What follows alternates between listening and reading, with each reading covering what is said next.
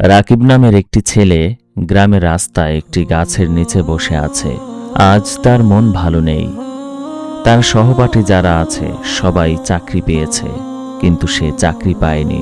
চাকরি না পাওয়ার কারণ হলো সে একটি কোম্পানিতে জয়েন করার জন্য অ্যাপ্লাই করেছিল, কিন্তু সেই কোম্পানি যাদেরকে নিয়োগ দিচ্ছে তাদের সবাইকে কোরআন তেলাওয়াত পারতে হবে। আর রাকিব কোরআন তেলাওয়াত পারে না। কোরআন তেলাওয়াত না পারলে কি রাকিবের জীবন থেমে থাকবে?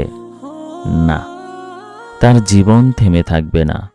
عملت لحلمي عملت كثيرا وها قد حصل।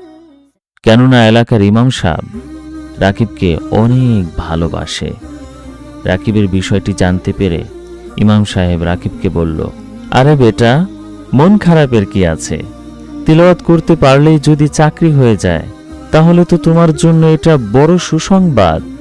রাকিব বলল, কিভাবে হুজুর?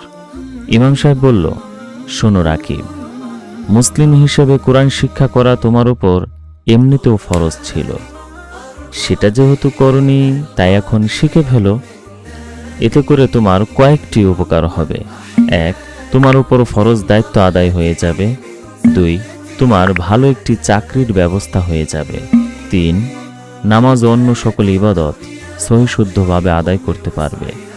4, সব ক্ষেত্রে এমন অলৌকিক বরকত পাবে যা তুমি কল্পনাও করতে পারবে না। রাকিব বলল, হুজুর, এত বড় কোরআন আমি কিভাবে শিখব? ইমাম সাহেব বলল, শোনো রাকিব, কোরআন শেখা যতটা কঠিন মনে হয় বাস্তবে ততটাই সহজ। আল ফাজরন কোরআন একাডেমি রয়েছে কোরআন শিক্ষার সহজ সমাধান। চলো রাকিব, আমরা সেখানে যাই।